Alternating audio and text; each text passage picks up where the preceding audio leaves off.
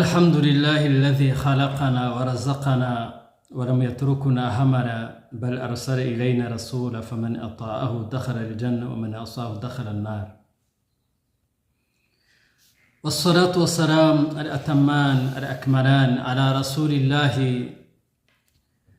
وعلى سائر الأنبياء والمرسلين وعلى آل بيت رسول الله وعلى صحابته الكرام وعلى من تبعه بإحسان إلى يوم الدين. وبعد، فإن أصدق الحديث كتاب الله وخير الهدي هدي محمد صلى الله عليه وسلم وشر الأمور محدثاتها وكل محدثة بدعة وكل بدعة ضلالة وكل ضلالة في النار. أعاذنا الله من النار ومن الضلالة. Dutangiye dushimira Allah subhanahu wa ta'ala waturemye kandi akaturemera n'amafunguro, nta nubwo yadutereranye mu buryo bw'imyemerere, ahubwo yatwoherereje intumwa n'abahanuzi kugira ngo zize zitwigishe zinatwereke inzira nyayo ikwiriye kuzatugeza kwa Allah subhanahu wa ta'ala, bityo tukaragwa ubugingo buhoraho ari ryo juru rya Allah subhanahu wa ta'ala.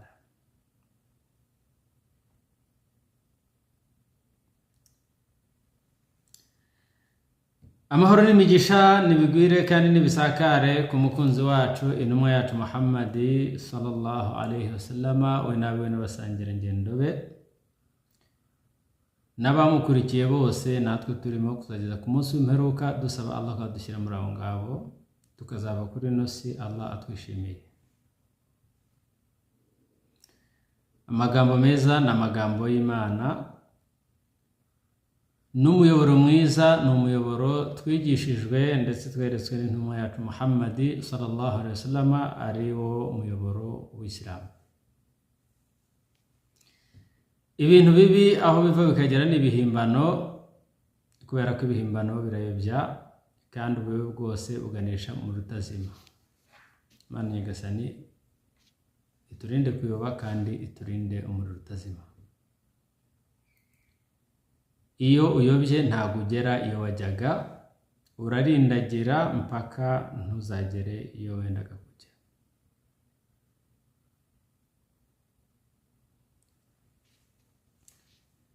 Uyu munsi tugiye kuganira ku mateka y'umusangirangendo w'intumwa y'Imana Muhammad sallallahu alaihi wasallam, intore mu Isilamu,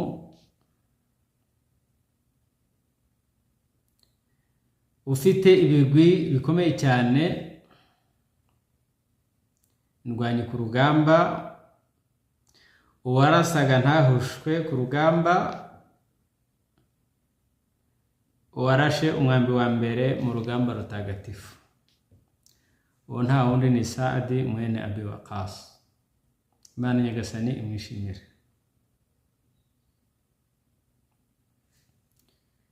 Amazina ye yitwaga Saadi mwene Abi Waqas mwene Maliki mwene Wuhayb mwene Abdumanaf mwene Zuhra mwene Kirabu mwene Murra mwene Ka'ab mwene Lu'ay mwene Ghalib mwene Fihri mwene Maliki mwene Nadri mwene Kinana mwene Khuzaima mwene Mudrika mwene Ilyas mwene Nadri mwene Mudar mwene Nizar mwene Ma'di mwene Adnan. Iki ni cyo gisekuru cye ku ruhande rwa se umubyara Abu Waqas, kirahura hafi cyane n'igisekuru cy'intumwa y'Imana Muhammad sallallahu alaihi wasallam, kandi ngira ngo urabibona ko yari umwe mu bwoko bw'Abakuraishi, ubwoko twabonye ko bwari ubwoko bwari bwubahitse ku gihe cy'intumwa y'Imana Muhammad sallallahu alaihi wasallam, kandi ari n'ubwoko bwavagamo abayobozi bayoboraga Maka ndetse na Al-Kaaba.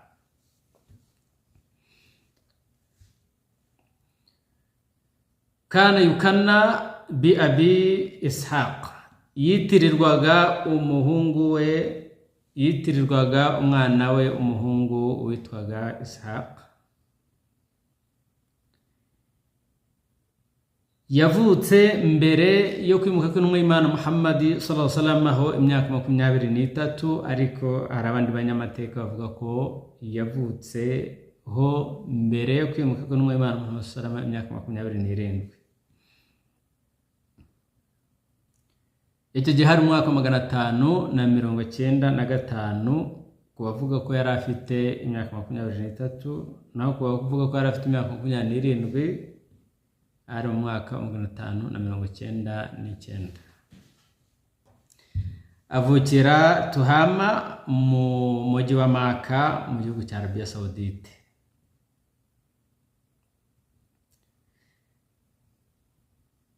Igisekuru cye ku ruhande rwa nyina yitwaga Hamna, umukobwa wa Sufyan mwene Umayya mwene Abdul Shamsi, kanati minal mu'aridina lil Islam, ntabwo yemeraga Uislamu habe na gato, ndetse yarwanije n'umuhungu we kugira ngo ave mu Islamu. Amaze kwakira inkuru yuko yabaye mu Islamu ashyiramo imbaraga zose, ariko biranga. Saadi aramuhakanira kugeza ubwo Imana igasani yamanuye aya muri Qur'an igira iti in jahadaka ala an tushrika bi ma laysa laka bihi ilm fala tuti'huma wa sahibuhuma fi dunya ma'rufa. Abanyagasani yamubwiye ati nibaramuka bakoresheje imbaraga bakakurwanya kugira ngo umbangikanye, ntuzigere ubikora, ntuzigere ubumvira. Aha Imana ari kuvuga ababyeyi b'umuntu, ariko mu bindi bisanzwe uzababanire neza, ububahe, ubumvire. Aya muri surati Luqman. Saad mwene Abi Waqqas yari afite abavandimwe be yavukanaga nabo. Yari afite umuvandimwe witwaga Amir mwene Abi Waqqas, akagira umuvandimwe witwaga Utba mwene Abi Waqqas, akagira n'undi bitaga Umayr mwene Abi Waqqas. Abagore yashatse umukobwa wa Shihabu mwene Abdullahi mwene Al-Harith mwene Zuhra, ashaka n'undi bitaga Mawiya umukobwa wa Qaisi mwene Ma'adi Yakrib, ashaka n'undi bitaga Amiri umukobwa wa Amru mwene Amru mwene Ka'abu, ashaka n'undi mukobwa wa Al-Harithi mwene Ya'muru mwene Sharahil.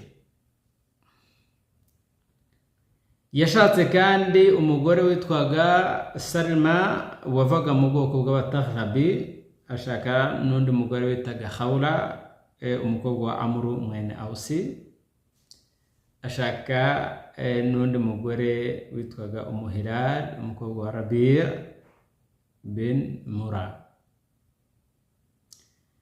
ashaka n'undi mugore witwaga Hakim umukobwa wa Qarib, ashaka n'undi witwaga Salima umukobwa wa Khasafa bun Thaqaf,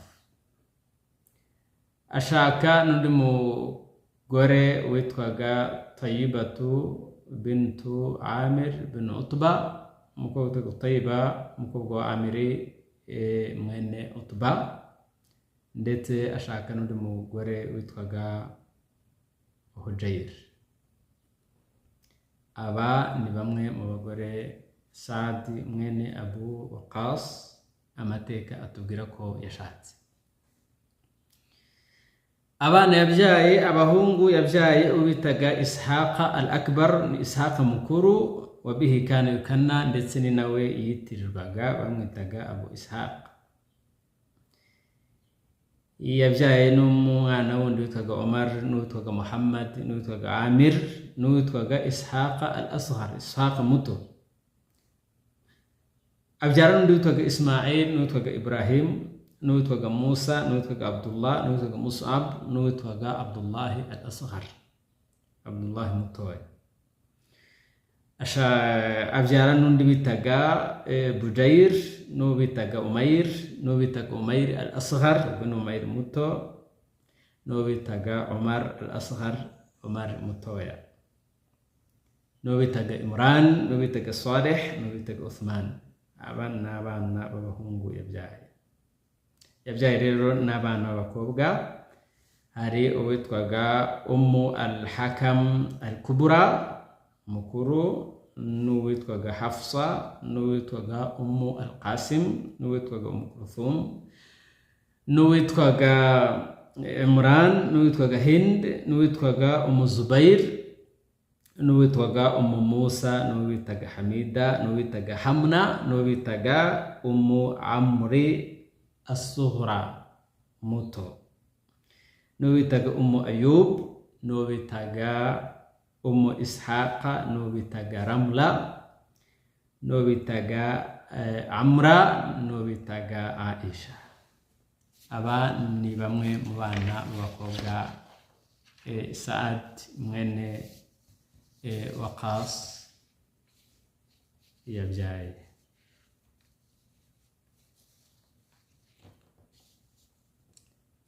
Nkuko twabivuze rero, Saad mwene Abi Waqas yari afite ibigwi bikomeye cyane.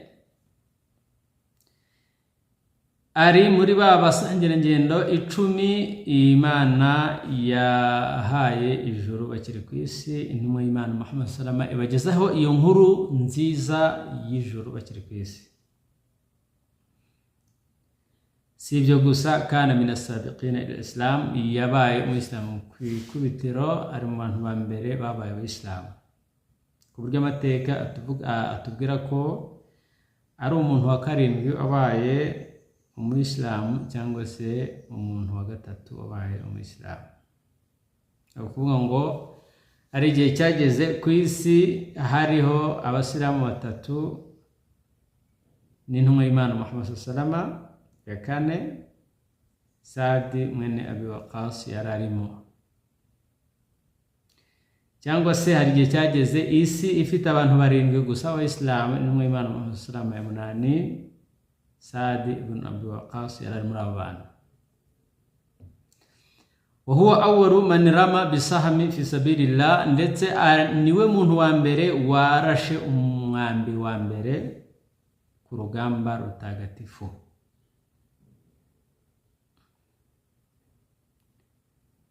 Abantu benshi bakunze kwibeshya ko yari umwe muri ba mujomba b'intumwa y'Imana Muhammad sallallahu alaihi wasallam. Abantu bamwe bakunze kwibeshya ko ari muri bamwe ba nyirarume b'intumwa y'Imana Muhammad sallallahu alaihi wasallam, ariko ntabwo ariko byari bimeze. Ahubwo impamvu abantu babyibeshyeho nuko yari igisekuru cye cya nyina gihura bya hafi n'igisekuru cya se w'intumwa y'Imana Muhammad sallallahu alaihi wasallam.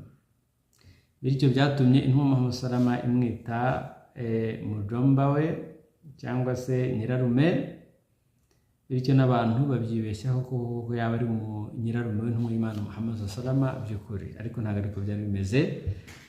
Ntago yari musaza wa nyina w'intumwa y'Imana Muhammad sallallahu alaihi wasallam. Yimukiye i Madina n'intumwa y'Imana Muhammad salama kimwe n'abandi basahaba. Yarwanye urugamba rwa Badiri n'urugamba rwa Uhudi, ndetse aranahagarara arashikama ahangana n'abahakanyi. Mu gihe hari abo urugamba rwakaraga bagashaka gusubira inyuma, we ntago yigeze arangwa n'ibingibi byo gushaka kwiruka guhunga urugamba cyangwa se gusubira inyuma, kubera ko urugamba rwakaze. Nanone yarwanye urugamba rwa Khandaqi, ndetse yitabiriye n'amasezerano bita Bay'atu al-Hudaybiyah.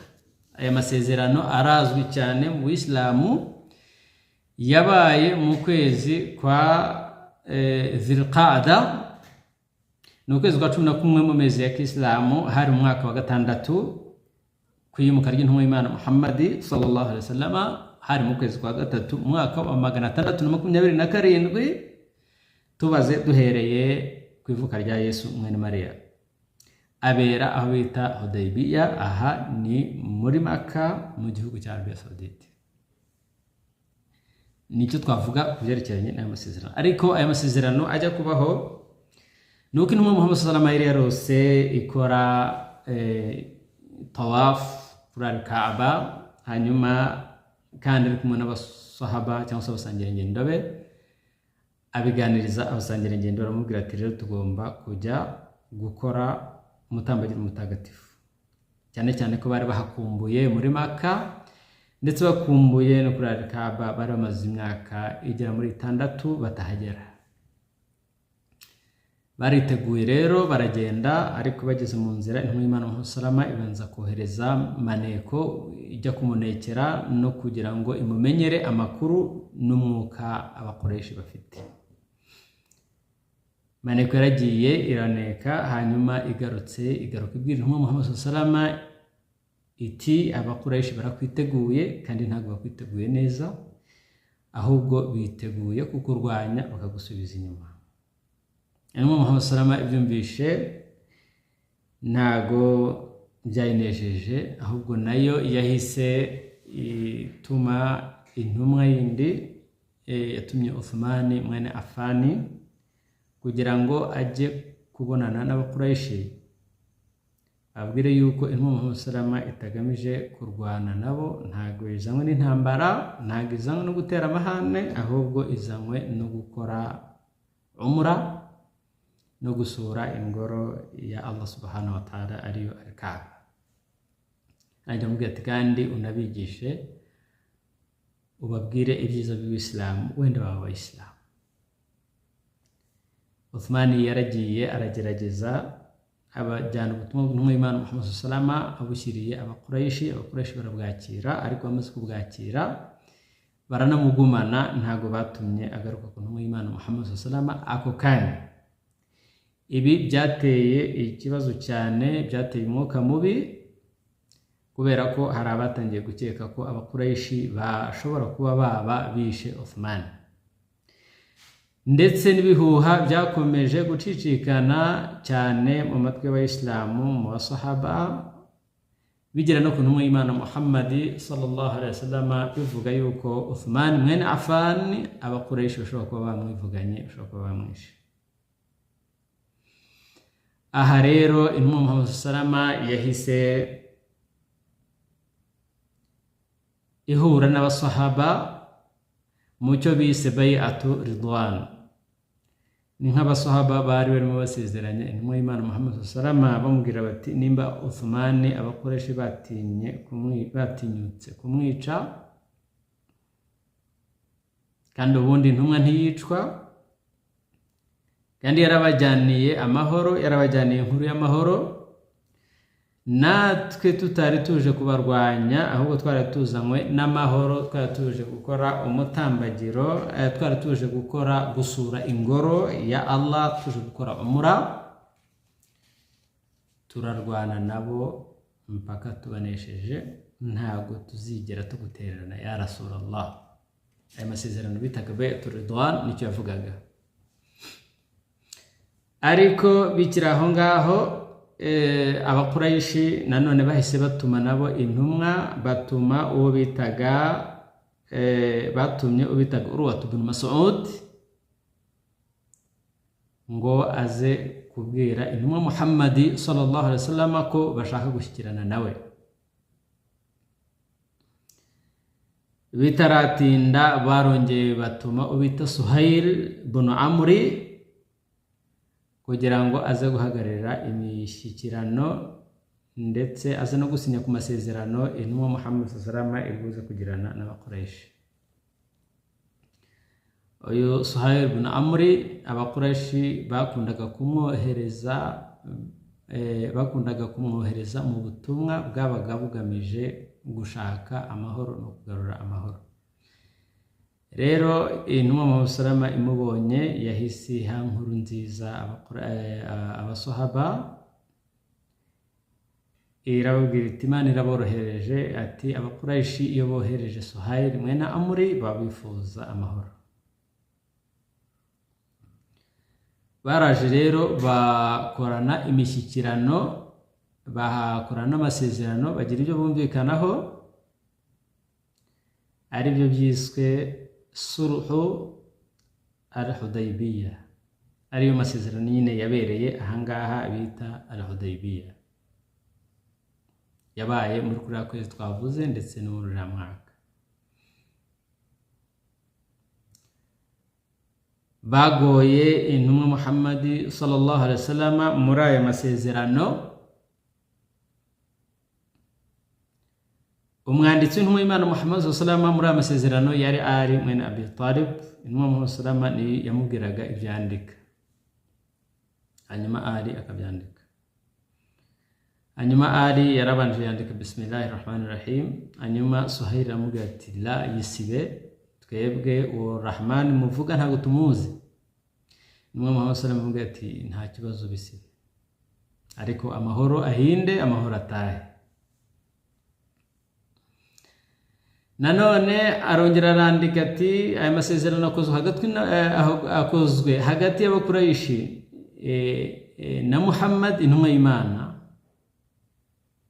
Hanyuma Suhail arongera amubwira ati hoya ntabwo twemera ko ari intumwa y'Imana, iri jambo Rasulullah naryo risibe, kubera ko tuza kuba tuzi ko ari intumwa y'Imana nta nubwo twari kumubuza kuza gukora umutambagiro, nta nubwo twari kumubuza kuza gusura inzu y'Imana, ntabwo twari kumubuza kuza gukora umura inzu y'Imana. Ati rero bisibe, aho bandika ngo aya masezerano akozwe hagati y'Abakuraishi na Muhammad mwene Abdullah. Ali mwene Abi Talib ashaka gushidikanya, abibonamo nko gutesha agaciro intumwa y'Imana, ashaka kwanga kubisiba, ariko intumwa Muhammad sallallahu alaihi wasallam ati bisibe, wandike Muhammad mwene Abdullah, ariko amahoro ahinde. Ali mwene Abi Talib arabisiba, arangije yandika Muhammad mwene Abdullah. Amasezerano abaye hagati y'Abakuraishi na Muhammad mwene Abdullah. Bagumye kumunaniza kugeza ubwo bamubwiye ati kugira ngo dukorane aya masezerano nuko usubira i Madina wowe n'ingabo zawe, cyangwa se n'abasilamu bawe n'abasangirangendo bawe, murasubira i Madina. Uyu mwaka ntabwo muri bukore umura, muzayikora muzagaruka umwaka utaha, kugira ngo ayo masezerano yemere no kugira ngo amahoro ahinde hagati yacu namwe, nuko musubirayo uyu mwaka ntimukore umura, mukazagaruka umwaka utaha. Nabyo intumwa Muhammad sallallahu alaihi wasallam irabyemera. Si ibyo gusa, barakomeje bamubwira bati kandi uzajya aba umuyisilamu aturutse mu Bakuraishi atahawe uburenganzira n'umushinzwe cyangwa se umuhagarariye, muzajya mumutugarurira. Ariko twebwe uzajya aza adusanga avuye mu Buyisilamu, akaza adusanga, si ngombwa ko umuhagarariye amuha uburenganzira, nta nubwo tuzatumusubiza.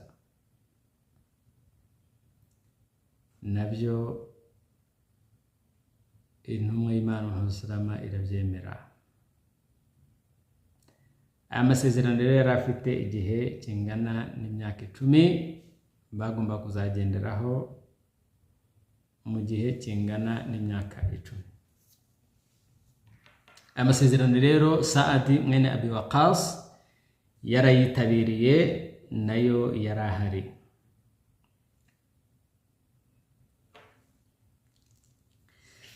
Si ibyo gusa rero yarwanye n'urugamba rwa Khaybari, arwana n'urugamba rwo kubohoza Makka, ndetse yarwanye ingamba zose n'intumwa y'Imana Muhammad sallallahu alaihi wasallam. Wa kana min ar-rumati al-mahirin, yari umurashi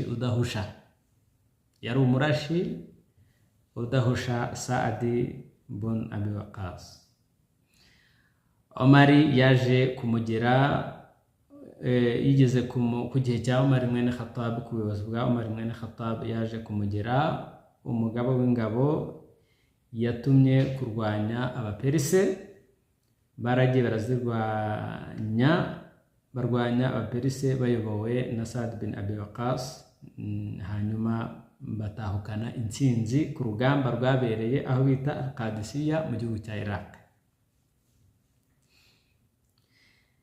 Nanone yaje kuyobora urugamba rwabereye aho bita Jarula, nanone barwanaga n'abaperise, nanone kandi ahangaha yahavuye atahukanye intsinzi. Rero yari umurwanyi udatsindwa.